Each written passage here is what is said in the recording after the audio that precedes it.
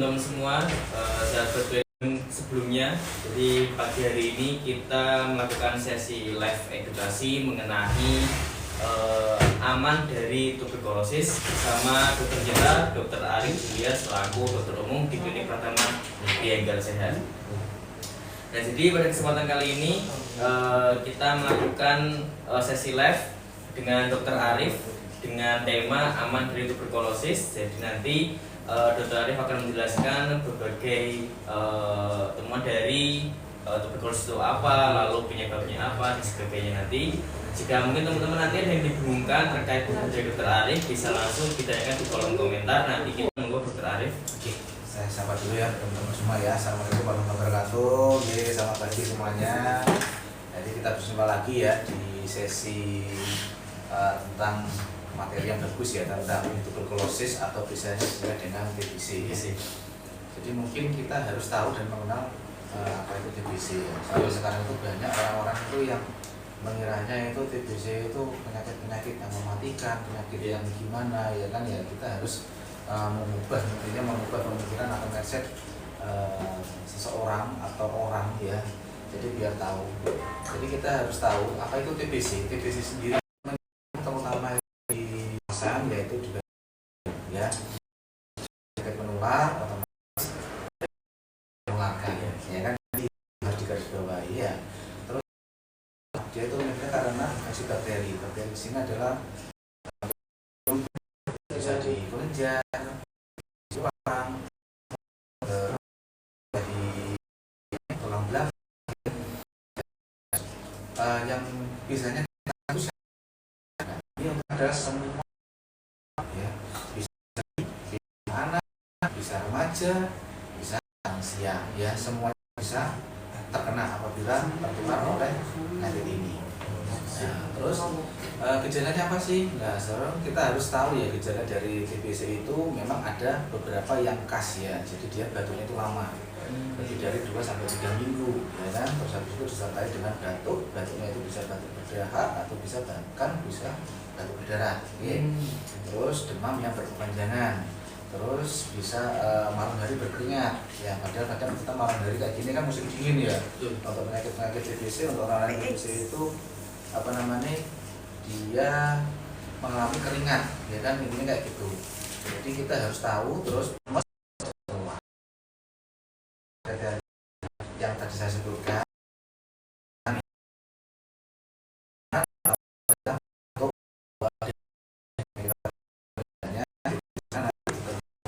hanya kuman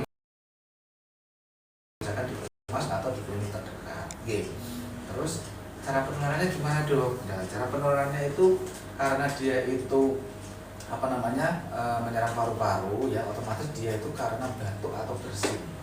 Nah, jika ada batuk atau bersin di sekitar situ ada yang penyakit TBC, kalau kita memang sudah imunitasnya tinggi rendah ya kan, terutama bayi, anak-anak, lansia, itu biasanya lebih cepat tertular. Ini kayak gitu.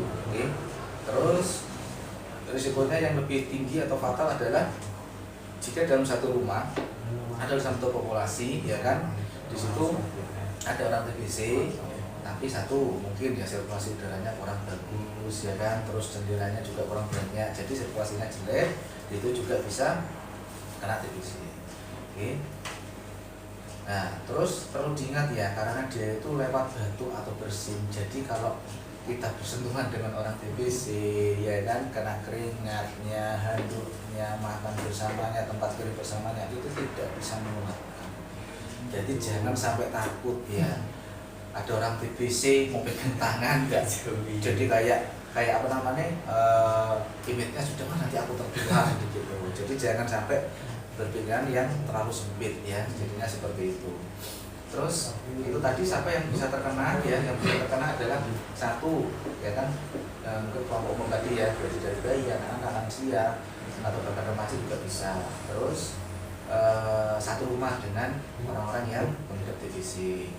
Terus yang kedua adalah orang dengan sistem imunitas yang rendah, mungkin dia ada penyakit kronik kayak diabetes mellitus ya, penyakit gula, mungkin sekarang lagi banyak HIV juga ya kan, itu juga lebih rentan ya kan. terus perokok juga bisa, ya kan. Terus di sini juga yang tadi sebutkan adalah anak-anak dan lansia. Nah, terus cara mencegahnya gimana, Dok? Cara mencegahnya sebenarnya simpel ya. Saya mohon kepada kepada pasien atau yang sudah terkena TBC gunakan masker, ya kan. Jangan berlalu seperti TBC terus baru nggak maskeran udah untuk sembarang tempat, dan kasihan ya orang sekitarnya. Terutama dalam satu rumah ada bayi, itu juga lebih kasihan lagi, ya kan. Terus etika batuknya, ya kan, pakai tisu atau lengan baju bagian dalam, ya kan. Jadi etika batuk itu juga diperhatikan. Terus sirkulasi udara tadi yang saya sebutkan, tidak atau apa itu bisa namanya diperiksa tes tuberkulin skin test. Itu namanya adalah tes mantok. Jadi itu hanya bisanya di rumah sakit.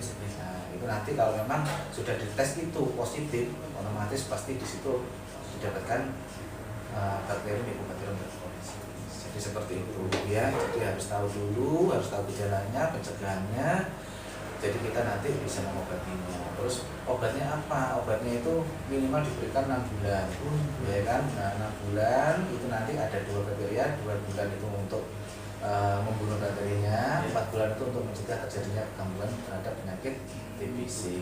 Jadi kebanyakan pasien-pasien dengan pengobatan sampai 6 bulan karena itu panjang lama, jadi kadang putus obat, ya kan, bosan obat. Jadi kalau pasien yang sekiranya itu nanti putus obat, ya kan, itu nanti menjadi kalau dikasih obat itu lagi bakterinya menjadi beban atau rentan, itu malah nanti lebih bahaya. Obatnya biasanya nanti ditambah suntikan, tidak hanya obat minum aja, ya. Jadi saya minta tolong kepada semua masyarakat, ya, semua orang-orang sekitar atau memang yang ada keluarga yang menderita penyakit TBC, jangan dikucilkan, ya kan, rangkulah mereka, ya. Karena memang ini penyakit menular, tapi jauh tidak bukan penyakit mematikan. Ini kayak gitu. Itu ya, mungkin itu yang bisa sampaikan. Nanti mungkin kita bisa tanya jawab. Terima kasih. Assalamualaikum warahmatullahi wabarakatuh.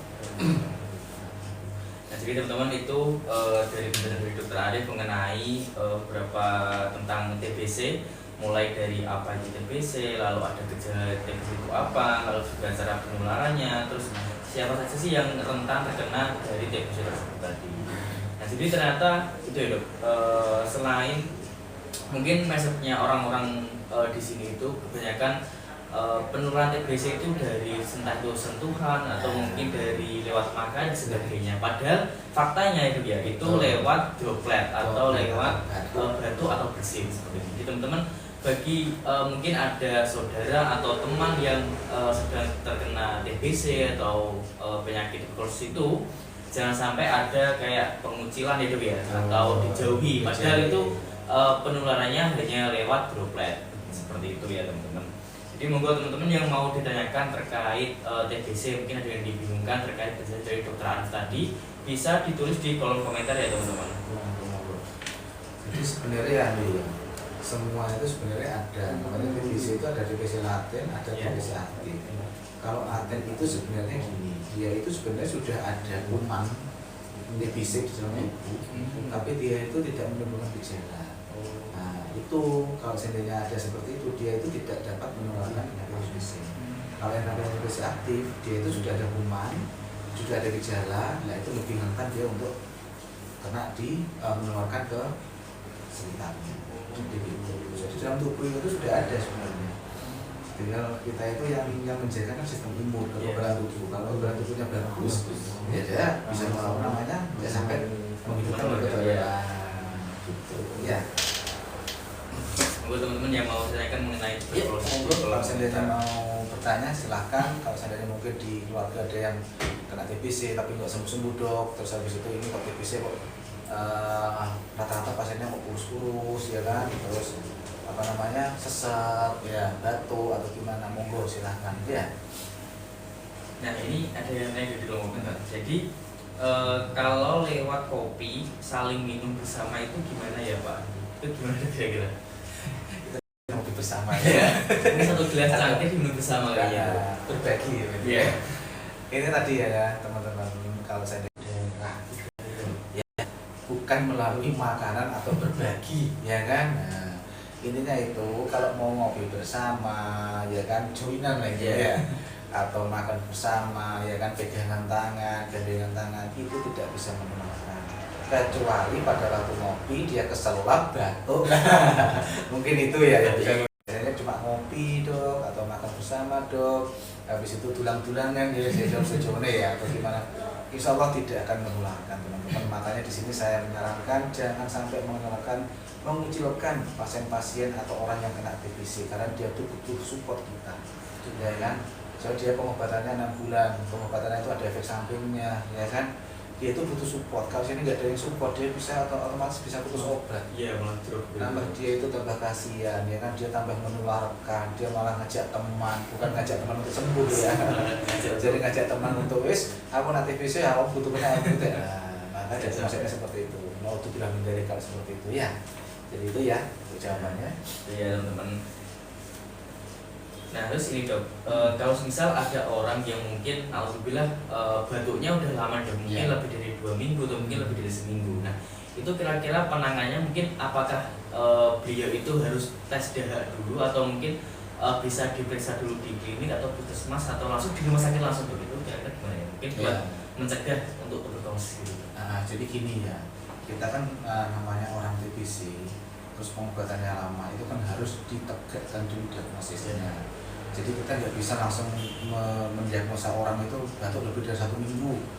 Kita diagnosis karena kita bisa menunjuk, terus tes mantau, memang sudah nggak mau jadi yang soalnya orang itu minum obat TBC itu gejalanya kan, terus habis itu pipisnya warnanya merah, itu efek gitu loh. Nanti kalau seandainya kita langsung mendiagnosa pasien ini TBC tanpa ada pemeriksaan lanjutan, ya rasanya nanti dikiranya kita salah diagnosis, ngasih obat nggak tambah sembuh tambah parah ya. Jadi tahu mengarah akan memberikan perusahaan soalnya biar tegak diagnosisnya. Soalnya kalau nggak gitu kasihan pasien, ya kan. Nah ini ada yang saya jadi dok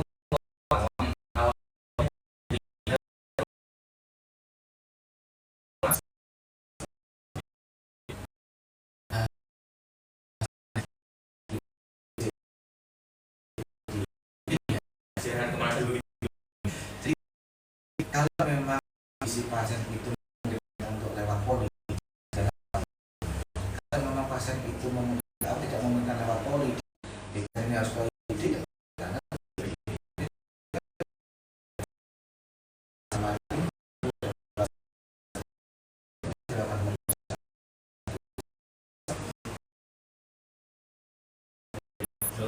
Jadi kalau curiga dia dulu untuk kondisi pasiennya.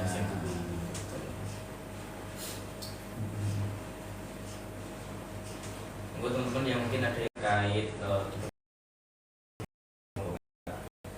Ya, soalnya memang dari pasien itu memang khas, pasiennya itu kurus, batuknya itu bukan batuk lekel ya, jadi batuknya itu kayak batuk satu-satu, jadi kayak tapi dia terus jadi nggak batuk yang terus. Jadi ciri khasnya pasien-pasien itu udah tahu kalau ini ini mantan TB, ini mungkin pengobatan TB, itu kita udah tahu gitu loh.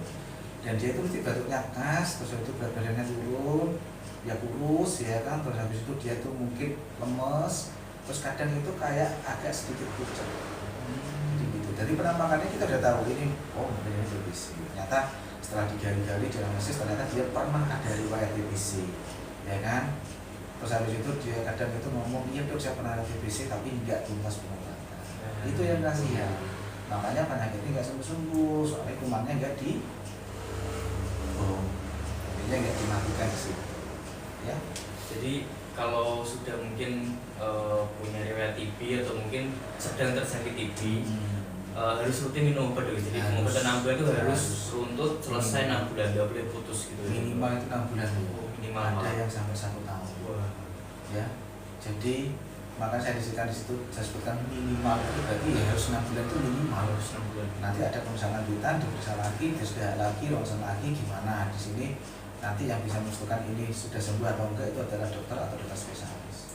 Jadi gitu. Jadi kita nggak bisa memastikan apa ya, memutuskan sendiri. Aku sudah 6 bulan, aku sehat, aku gini, tapi nggak ada pemeriksaan lanjutan.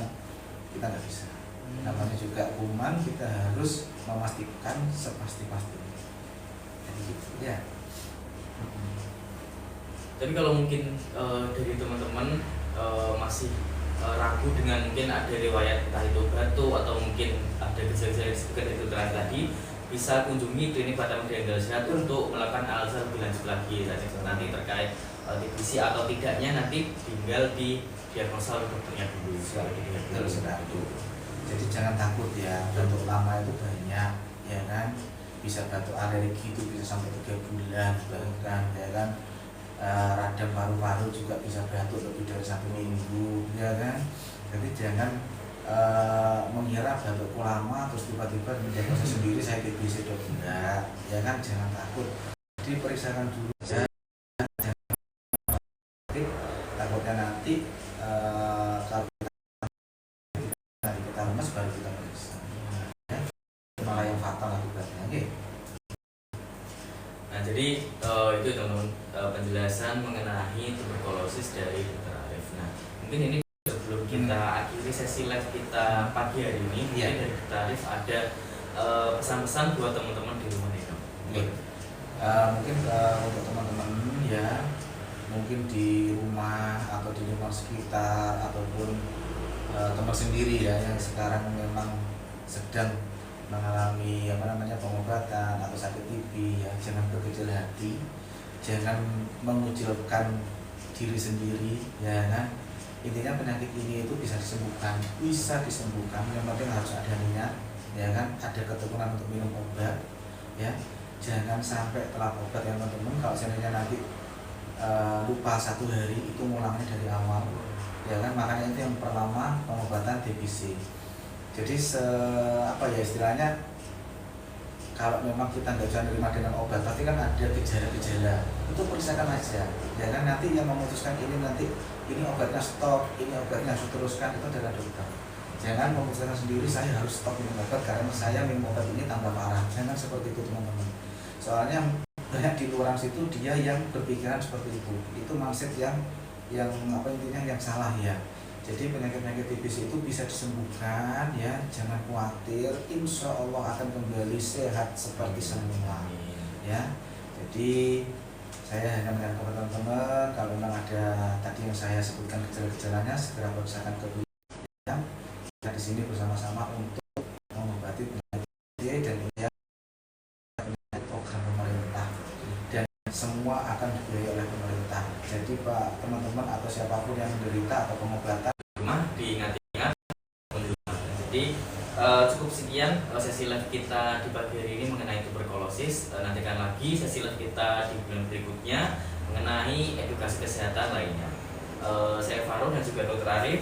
Terima kasih dan pamit undur diri. Wassalamualaikum warahmatullahi wabarakatuh. Waalaikumsalam. Dadah.